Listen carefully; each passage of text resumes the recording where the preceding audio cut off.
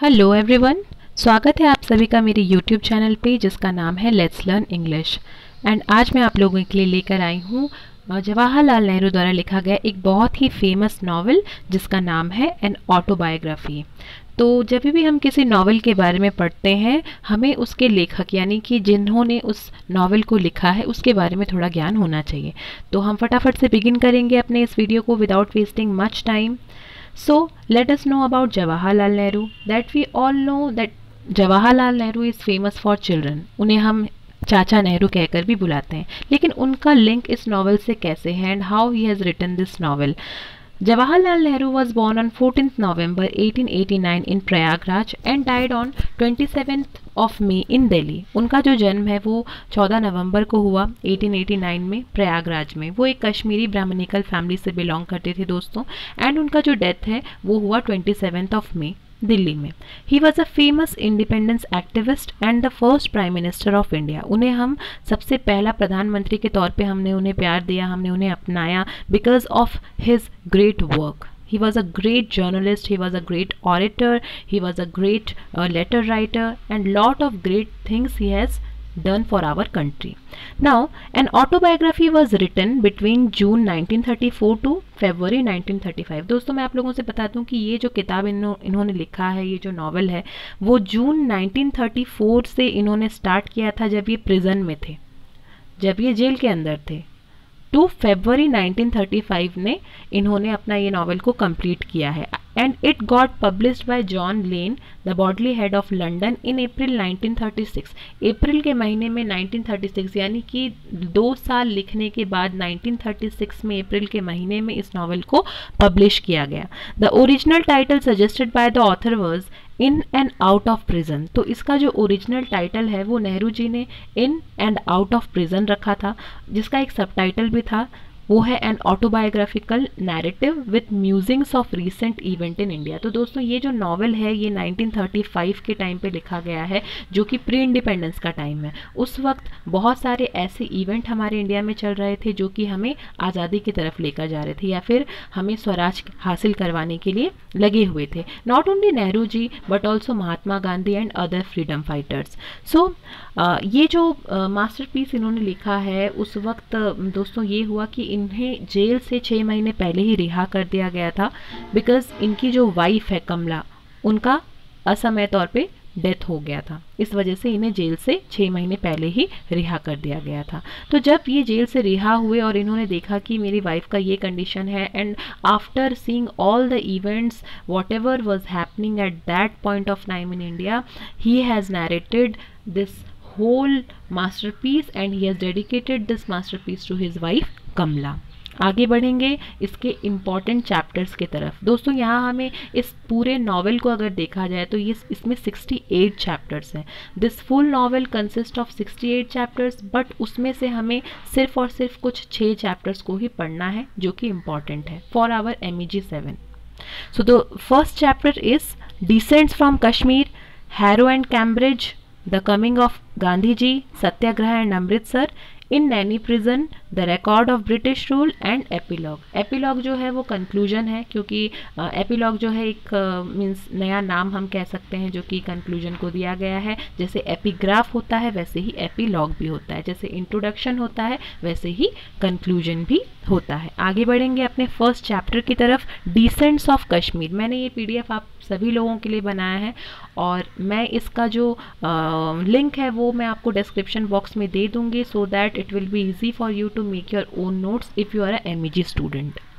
सो discuss करते हैं हमारे पहले चैप्टर को जो कि है descents from Kashmir. Yes, and in this chapter, इस चैप्टर में Nehru describe his lonely childhood. वो अपने एक अकेलेपन को दर्शा रहे हैं जो कि जब वो बहुत ही ज़्यादा छोटे थे अपने चाइल्डहुड के टाइम पे एक बहुत ही प्रॉस्परस फैमिली में उनका जन्म हुआ था। वो बचपन से ही कहते हैं ना कि एक चांदी की चम्मच लेकर, स्पून ऑफ सिल्वर लेकर पैदा होना, उसी तरीके से वो भी पैदा हुए थे। And he belong to a very means rich family, बहुत ही रिच फैमिली से वो बिलोंग करते थे। और यहाँ पर वो अपने एक एंसेस्टर के बारे में बता रहे हैं जिनका नाम है Raj Kaul, who probably migrated to Delhi at emperor Farrukhsiyar instance. Emperor Farrukhsiyar instance के पास वो माइग्रेट करके चले गए थे। Nehru opens and closes his autobiographical narrative with apt quotations. यहाँ जो नैरेटर हैं, यहाँ जो नॉवलिस्ट हैं, वो हमसे ये कह रहे हैं कि हर एक बच्चे के लिए उस वक्त देखो दोस्तों, हमारा जो इंडिया था वहाँ पर लिटरेसी रेट बहुत कम था, लोग बहुत कम पढ़े लिखे थे, लोगों का फाइनेंशियल कंडीशन स्टेबल नहीं था। 80% लोग ऐसे थे जो सिर्फ एक दिन में एक वक्त का खाना ही अफोर्ड कर पाते थे एंड दूसरे वक्त का खाना अफोर्ड नहीं कर पाते थे। तो इस टाइम पे एक ऐसे फैमिली में जन्म लेना जो कि बहुत ही ज़्यादा रिच है, इनको ऑफ़र मिला, इनको मौका मिला कि ये बाहर जाएं और ट्रिनिटी कॉलेज में जो कि कैम्ब्रिज में है वहाँ जा कर के अपनी पढ़ाई पूरी कर सकें। So he was a privileged child. तो यहाँ वो ये कह रहे हैं कि कहीं ना कहीं बाकी जितने भी लोग थे उनके मन में एक भावना हुआ करती थी, इंडिया में ये बहुत ही फेमस थॉट हुआ करता था कि अगर एक बच्चा एक रिच फैमिली में पैदा हुआ है तो definitely he will be a spoiled child, यानी वो बिगड़ा हुआ ही होगा। तो यही सारा कुछ कहते हैं ना कि वो अपने आप से बात करते हैं और अपने आप से बात करके फिर वो अपने फादर को एडमायर करते हैं that he is a very good lawyer, और उन्होंने अपने इस लॉयर के प्रोफेशन में बहुत सारे धन को अर्जित किया है, यानी कि बहुत सारे मनी को डिपॉजिट किया है। और उनका जो टेस्ट है वो भी लाइक मीन्स बहुत ज़्यादा रिचनेस को वो फॉलो करते हैं, उनका टेस्ट भी यहाँ बहुत अच्छा है एंड वो एक जेंटलमैन की तरह रहना प्रेफर करते थे। तो अब इसी के साथ हम आगे बढ़ेंगे अपने नेक्स्ट चैप्टर की तरफ जिसका नाम है हैरो एंड कैम्ब्रिज। तो हैरो और कैम्ब्रिज जो है एज द टाइटल सजेस्ट, यहाँ पे आपको उनके पढ़ाई के बारे में पता चलेगा कि उन्होंने अपने चाइल्डहुड के बाद अपना जो यूथ है वो कहाँ स्पेंड किया।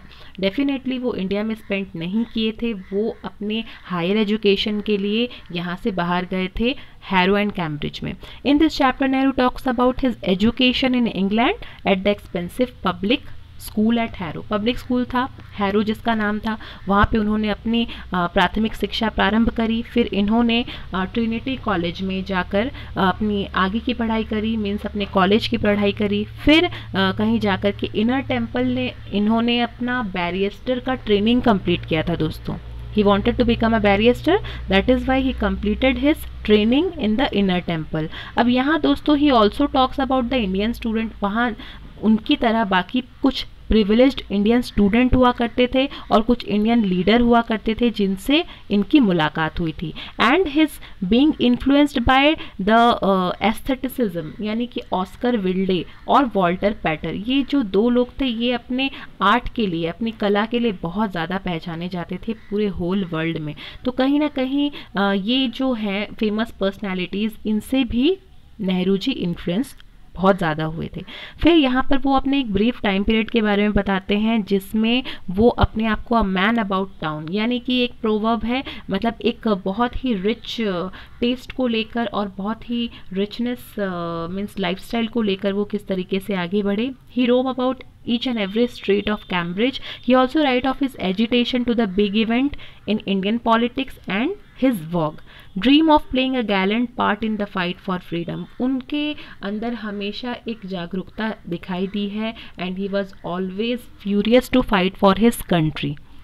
And this chapter inevitably talks of his father's moderate brand of politics and his frank dislike of religious nationalism. Religious nationalism के वो खिलाफ थे और उनका व्यू ये था कि हर एक इंसान को ह्यूमैनिटी के बेस पे जज करना चाहिए, ना कि उसके कास्ट के बेस पे, ना ही उसके रिलीजन के बेस पे, ना ही उसके जेंडर के बेस पे। आगे बढ़ेंगे अपने नेक्स्ट चैप्टर की तरफ, coming of Gandhi ji, Satyagraha and Amritsar. ये बहुत ही इंपॉर्टेंट चैप्टर है दोस्तों। यहाँ पर जो नेहरू जी हैं वो अपना पढ़ाई जो है वो अपनी पढ़ाई को पूरी करके आ चुके होते हैं and he met with Gandhi ji जिनको वो एडमायर किया करते थे। The coming of Gandhi ji, this chapter begins with a description of the post. यहाँ वर्ल्ड वॉर 1 का सीन चल रहा होता है और चारों तरफ मतलब ग्रेट कॉन्स्टिट्यूशनल रिफॉर्म्स हो रहे होते हैं, क्योंकि उस वक्त जो किसान रहते हैं उन्हें अपने हक के लिए लड़ना पड़ता है, क्योंकि ज़्यादातर ज़मीन जो है वो ब्रिटिश कंपनी हमारे इंडिया में आने के बाद में उनसे जब्त कर लेती है, और इसी वजह से बहुत सारे कॉन्स्टिट्यूशनल रिफॉर्म्स हो रहे होते हैं। वर्ल्ड वॉर 1 का सीन यहाँ पर चल रहा होता है। तो इसी बीच दोस्तों क्या होता है कि इन्हीं सारे मीन्स ऑपोजिशंस को देख करके जो ब्रिटिश गवर्नमेंट है, यानी कि ब्रिटिश इंडियन गवर्नमेंट एक रूल लागू करता है, एक लॉ लागू करता है जिसका नाम होता है रॉवेल्ट एक्ट। तो इस रॉवेल्ट एक्ट के ज़रिए जो मतलब ब्रिटिश पुलिस हैं वो किसी को भी अरेस्ट कर सकते हैं एंड ट्रायल पे रख सकते हैं पूछताछ के लिए। तो इसी दौरान दोस्तों होता क्या है कि इसी रूल का, इसी लॉ का गलत फ़ायदा उठाते हुए उनके one of the major of the police superintendent whose name was General Dyer. General Dyer अपने बाकी फेलो मेंबर्स को आदेश देते हैं कि आप अमृतसर में एक जालियाना वाला बाग है, वहाँ चारों तरफ से गेट को क्लोज कर दो एंड यहाँ अंदर जितने भी लोग हैं हम उन पे फायर करेंगे, ओपन फायर करेंगे दोस्तों। और इसका जो हीट शॉक वेव्स है वो पूरे इंडिया में कुछ इस तरीके से गूंजता है, या पूरे इंडिया में कुछ इस तरीके से ये हीनता जो है वो स्प्रेड होता है कि बाकी सारे लोग ब्रिटिश गवर्नमेंट को अपने इंडिया से बाहर फेंकने के लिए राजी हो जाते हैं और जागरूक होकर के उन्हें अपने इंडिया से बाहर निकालने का ठान लेते हैं। फिर दोस्तों क्या होता है, the Jallianwala Bagh massacre followed which sent shock waves through the country gave a new shape. ये एक न्यू शेप और एक न्यू ओरिएंटेशन प्रोवाइड करता है नेशनल मूवमेंट को। Now the chapter narrowing its focus gives as a fascinating glimpse of Gandhi ji power. देखो दोस्तों उस वक्त क्या होता है कि जो खिलाफत लीडर्स होते हैं वो गांधी जी के इस नॉन वायलेंस के आइडियलिज्म को ना नहीं मानते हैं। तो जब ये चीज़ होता है यानी कि रॉवेल्ट एक्ट होता है, उसके बाद से खिलाफत लीडर्स के नज़रों में गांधी जी की इज्जत बढ़ जाती है एंड वो गांधी जी को एक्सेप्ट करते हैं as their leader. And this chapter also gives a glimpse of the turmoil in the family caused by the prospect of the arrest of a dearly beloved son on offering Satyagraha. Yes, यहाँ पर इसी दौरान यानी कि जब सत्याग्रह movement चल रहा होता है तो ब्रिटिश गवर्नमेंट अपने इंडिया के सबसे बिलवेड सन यानी कि महात्मा गांधी जी एंड नेहरू जी को लेकर जेल में डाल देती है। आगे बढ़ेंगे अपने नेक्स्ट चैप्टर की तरफ, इन नैनी प्रिजन। तो दोस्तों जैसा कि मैंने इस वीडियो के बिगनिंग में ही आपसे बताया था कि ये जो पूरा नॉवल है ये नेहरू जी ने जेल के अंदर रह कर ही लिखा है। तो ये जो नैनी प्रिजन है this is one of the most important chapter.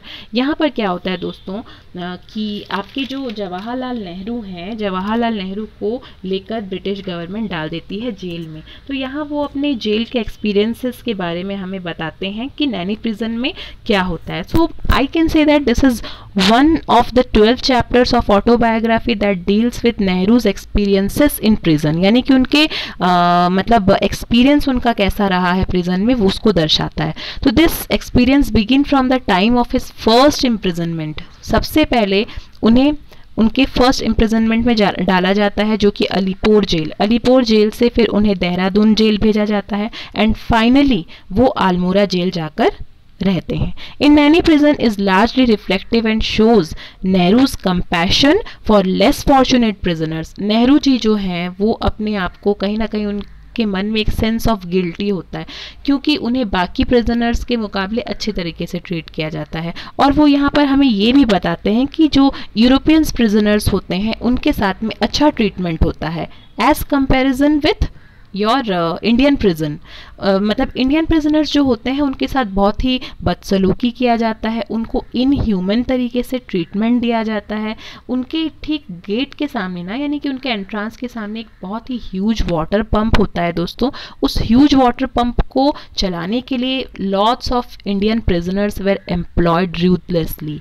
यानी कि जितने भी इंडियन प्रिजनर्स हैं उन्हें बिल्कुल भी उनकी दशा पे मामरिकता नहीं दर्शाती जाती है और उन्हें ये बोला जाता है कि you people are just like scavengers. Means ये जो टोन है ये होता है ब्रिटिशर्स का। ब्रिटिशर्स उन्हें एक स्कैवेंजर की तरह ट्रीट करते हैं, उन्हें एक मीन्स एनिमल की तरह ट्रीट करते हैं और दिन रात उनसे काम लेते हैं। उन्हें कोई फ़र्क नहीं पड़ता that whether they are being human with them or whether they are being inhuman with them. For the British government at that time Indian prisoners were just like animals। यानी कि वो सिर्फ और सिर्फ एक जानवर की तरह होते हैं। और दोस्तों उन्हें इतनी बुरी तरीके से मारा जाता है कि नेहरू जी जब उनकी आवाज़ों को सुनते हैं, after coming from the prison, after coming out from the prison, he can not able to sleep even for 1 year, because वो जो शोर है, वो जो आवाज़ है, वो उनके कानों में, उनके दिमाग में गूंजता है. So these were the experiences which he shared with us when he was in prison. और फिर उन्होंने अपने एक गिल्टी को भी दर्शाया है कि उनका जो टाइम है जेल में वो काफ़ी अच्छे तरीके से स्पेंड हुआ है. Towards the end of this chapter, Nehru likes the efficient heartless administration of Indian prison with the working of British government in India. And ये जो चैप्टर है दोस्तों, ये क्लोज होता है with a personal note that उनके साथ, यानी कि इसी टेन्योर के बीच में मैंने आप लोगों से बताया बहुत सारे कॉन्स्टिट्यूशनल रिफॉर्म्स चल रहे थे, और इन्हीं सारे कॉन्स्टिट्यूशनल रिफॉर्म्स की वजह से जितने भी लोग आगे एजिटेशंस लेकर आते थे, ब्रिटिश इम्पेरियलिज्म के खिलाफ खड़े होते थे, उन सब लोगों को लेकर जेल में डाल दिया जाता था. तो यहाँ नर्मदा प्रसाद सिंह जो है वो ज्वाइन करते हैं उन्हें कुछ महीनों के बाद. उसके बाद 1 या हाफ महीने के बाद उनके खुद के फादर को भी जेल में डाल दिया जाता है, अलॉन्ग विद सैयद महमूद. तो ये हमारा चैप्टर यहाँ पर ख़त्म होता है. हम आगे बढ़ेंगे नेक्स्ट चैप्टर की तरफ, the record of British rule. तो ये जो चैप्टर है दोस्तों, इसमें नेहरू जी ने बताया है Nehru's view on English man and on English rule are wide spread. यानी नेहरू जी ये कहते हैं कि उन्हें इंग्लिश मैन से, इंडिविजुअल इंग्लिश मैन से नफरत नहीं है, बल्कि उन्हें उनके इंग्लिश रूल से नफरत है, क्योंकि जो तरीका वो अपना रहे हैं दूसरे शहर में आके, दूसरे देश में आकर के उनके लोगों को कंट्रोल करने का, उनके लोगों को ओवर पावर करने का, मिसट्रीट करने का, वो था उनके नफ़रत की वजह, हम एक तरीके से ये कह सकते हैं. And he had no feelings. एक बार ये होता है दोस्तों कि उनके जो फादर हैं यानी मोतीलाल नेहरू जी जो हैं, वो एक ब्रिटिश क्लब के, मीन्स एंटी ब्रिटिश क्लब के मेंबर होते हैं. तो इसी वजह से नेहरू जी उस मेंबरशिप को भी ठुकरा देते हैं, क्योंकि वो एंटी ब्रिटिश पॉलिटिक्स के तौर पे काम करता है. And as individuals we had usually met with courtesy. यहाँ वो ये कहते हैं कि हम एक दूसरे से बहुत अच्छी तरीके से मिलते हैं, और कहीं ना कहीं वो ब्रिटिश गवर्नमेंट की तरफ में थैंकफुल भी हैं, उनके तरफ में आभारी भी हैं, इसलिए क्योंकि उन्होंने हमें साइंस और टेक्नोलॉजी का एक बहुत ही अच्छा ब्लेसिंग दिया है, जिसकी वजह से मैनुअल पावर बहुत ज़्यादा कम हो गए हैं. एंड इंडियंस जो है, इंडियंस को मीन्स बहुत ज़्यादा उनका कंफर्ट लेवल जो है वो बढ़ गया है. तो कहीं ना कहीं एजुकेशन को लेकर और आपके क्या कहते हैं योर प्रिजन को लेकर एंड जितनी भी यहाँ पर फैसिलिटीज़ है, जैसे कि साइंस को लेकर आपके जवाहरलाल नेहरू जो है वो थैंकफुल रहते हैं इनकी तरफ. Now in this chapter, if we'll see, then he is calling the government of India metamorphically as one big efficient run but heartless prison. Prison जो है वो बहुत ही बुरा है, लेकिन बाकी कुछ कुछ रिफॉर्म्स जो ब्रिटिश गवर्नमेंट ने किया है that is quite enough to deal with. आगे बढ़ेंगे. तो इसी के साथ हमारा ये जो नॉवल है ये यहाँ पर एंड होता है.